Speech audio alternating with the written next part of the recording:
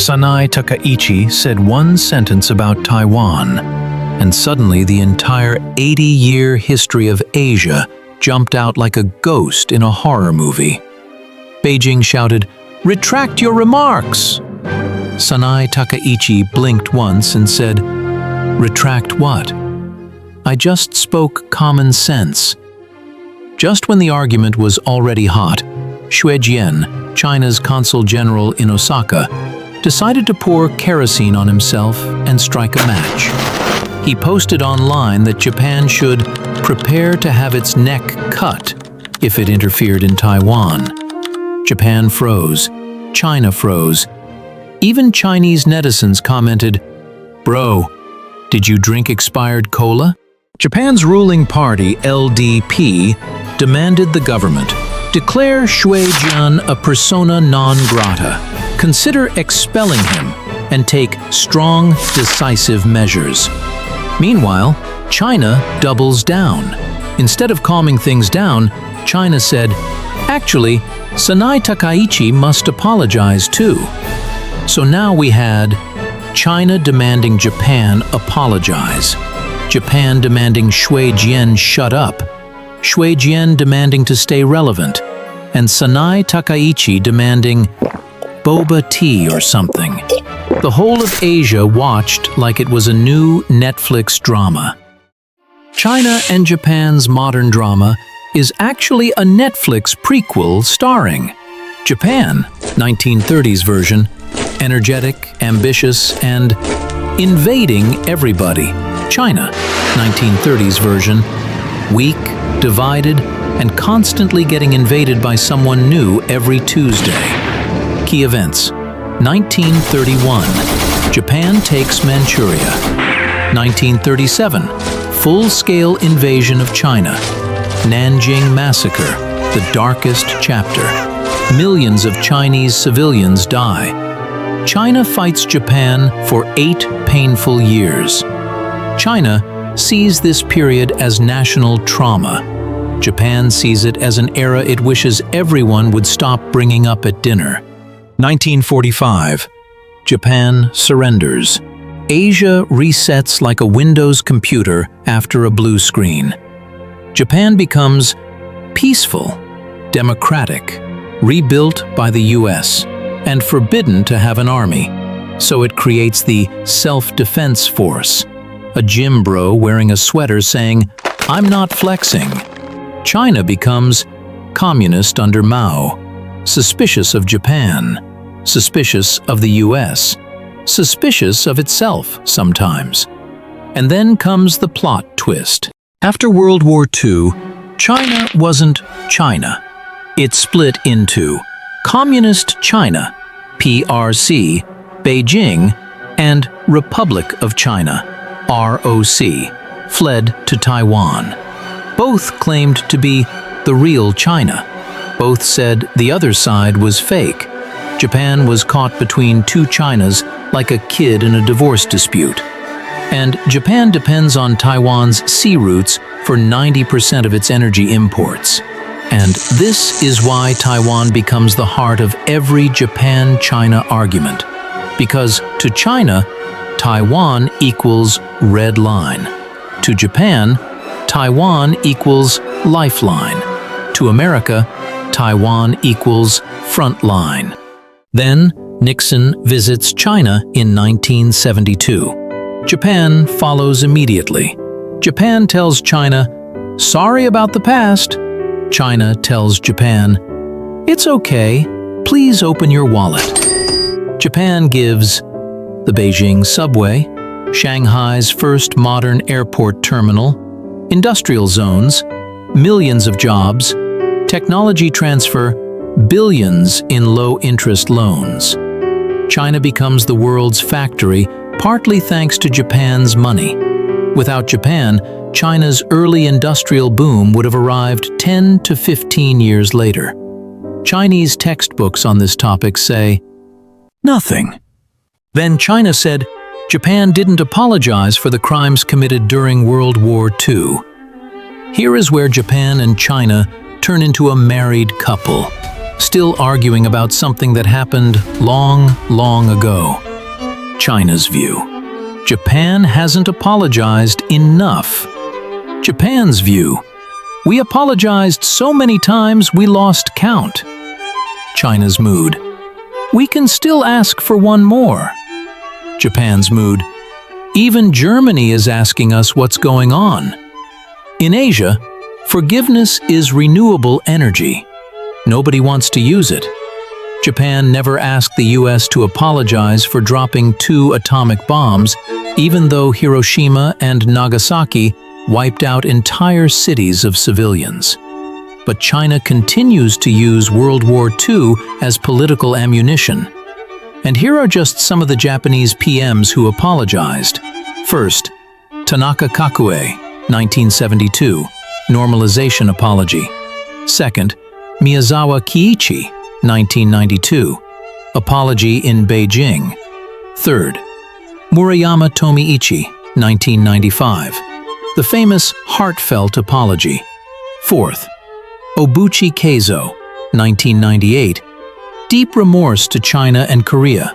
Fifth, Koizumi Junichiro, 2001, 2002, 2005, multiple apologies. Sixth, Abe Shinzo, 2005, 2015, expressed remorse several times. That's at least 7 prime ministers, more than 20 official statements, and hundreds of times saying sorry. Japan is basically the K-drama boyfriend who apologizes for everything. Sorry for the past, sorry for yesterday, sorry for the future, sorry for apologizing too much. Because apologies in China aren't history, they're political leverage. Beijing uses World War II for nationalism, public unity, diplomatic pressure, and to remind Japan who should feel guilty. If Japan stops apologizing, China loses a very useful tool. So China says, "One more apology, please." Japan replies, "Bruh." Now we arrive at the building that ruins East Asian friendships, Yasukuni. Every time a Japanese politician visits Yasukuni Shrine, China feels slapped. So the apology resets back to 0. Yasukuni honors all Japanese soldiers, including 14 World War II Class A war criminals. So when a Japanese prime minister visits, Japan says, "We're praying for peace." China says, "You're praising war criminals." Japan says, "It's a shrine." China says, "It's a time bomb." Fast forward to modern times. China becomes a superpower. Japan becomes increasingly nervous. Japan builds missiles, cyber units, new military bases, Taiwan contingency plans. China says, "Militarism is returning." Japan says, "Relax, we're just defending ourselves from you." So why Sanae dropped the Taiwan bombshell in Parliament? Simple. Japan finally ran out of patience. For years, Japan spoke about Taiwan in whisper mode, soft, polite, and vague, like a shy confession. "Dear China, kindly don't invade Taiwan. Best regards." But China kept buzzing Japanese airspace, harassing the Senkaku Islands, pushing warships around, and repeating, "Taiwan must be reunited soon." At some point, even Japanese politicians said, "This whispering is not working." So Sanae switched to speaker mode. Taiwan crisis equals Japan crisis. It wasn't random. It wasn't emotional. It was pure strategy. Send China a warning. Tell the US, Japan is ready. Reassure Taiwan. Strengthen her own political image. Prepare Japan legally for a Taiwan emergency. And of course, she said it publicly, in Parliament, so China can't pretend they didn't hear it. So after Sanae's Taiwan speech, everyone asked, "Wah, China's sure angry, but what can it actually do? Answer: a lot of noise, not a lot of self-damage. China's retaliation menu looks like this. First course, call press conference, shout, egregious, demand Japan retract remarks, cheap, renewable, conserve daily. Second course, make Japanese companies in China suffer a bit, more inspections, more system offline, but cannot overdo it, because China still needs Toyota, Sony, and Uniqlo. Third course, military flexing package, extra jets near Taiwan, extra ships near Japan, extra training exercises on TV. Basically, look at my muscles, I'm very angry. Dessert, a bit of cyber mischief and online outrage. Hashtags, angry editorials, maybe some hackers. If they can't cut your neck, they'll try to cut your Wi-Fi. But here's the key. China will bark very loudly because it must show strength. But it cannot bite too hard because it still needs Japan's money, technology, and investments. And then, out of absolutely nowhere, Singapore's Lawrence Wong entered the chat. Nobody invited him, nobody expected him. But somehow, he showed up anyway. And he looked at the Japan-China drama and basically told Beijing, look, Southeast Asia moved on from history long ago. Maybe you should try moving on too. Then came plot twist number 2. Wong said ASEAN actually trusts Japan, not just economically, but even to take a bigger security role in the region. Because, well, someone needs to keep the neighborhood stable. And of course, reporters immediately asked him, what about Sanae's Taiwan statement? Do you agree with her? Do you disagree? Wong activated full diplomatic ninja mode. I'm not her advisor, I'm not judging, but now that she said it, can both sides please calm down and not escalate? He simply stepped in like the calm neighbor in an HDB block saying, hello, can everyone please stop shouting? Some of us are trying to live peacefully. Because for Singapore and ASEAN, stability is oxygen. If Japan and China keep escalating every 2 days, trade gets messy, markets get nervous, and Singapore ends up playing neighborhood firefighter again. So Wong wasn't trying to be dramatic. He was trying to prevent drama. And that's why the whole region went, wow, he actually commented? Bro, this one is wizard-level diplomacy. No shouting, but everyone kenna stun.